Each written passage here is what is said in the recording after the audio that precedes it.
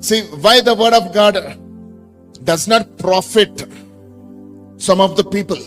కొంతమంది ప్రజలకు దేవుని వాక్యం ఎందుకు ఉపయోగకరంగా ఉండదు? ఎందుకు ఉపయోగకరంగా ఉండదు? ఎందుకు ఉపయోగకరంగా ఉండదు? వారు ఎన్నో ప్రసంగాలు వింటూ ఉంటారు. They hear so many messages.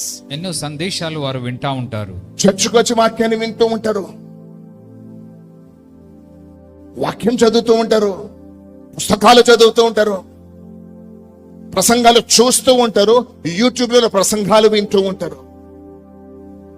మరి చాలా మంది కూడా ఈ వాక్యము ఎందుకో వారికి ఒక బెనిఫిట్ గా, ఒక ప్రాఫిట్ గా వారి జీవితంలో ఉండదు అని అంటే, వింటూ ఉన్నా కూడా నీ జీవితంలో ఎందుకు కొన్ని కార్యాలు కనబడవనంటే, because they hear the word but did not mix that word with the faith. ఆ విన్నటువంటి వాక్యాన్ని విశ్వాసముతో కలపరు గనుక. అది విన్న వాక్యాన్ని విశ్వాసముతో కలపరు. వాక్యము, వింటున్న వాక్యాన్ని మిక్స్ విత్ ఫెయిత్. విశ్వాసంతో ఏ కలప. వాక్యమైతే నువ్వు వింటున్నావో, ఏ సత్యమైతే నువ్వు వింటున్నావో దాని విశ్వాసముతో కలపనికి ప్రయత్నం చేయి. ఎవరైతే వింటారో మాత్రమే కానీ విశ్వాసాన్ని కలపరు చూడు, వారి జీవితంలో కార్యాలు కనబడవు.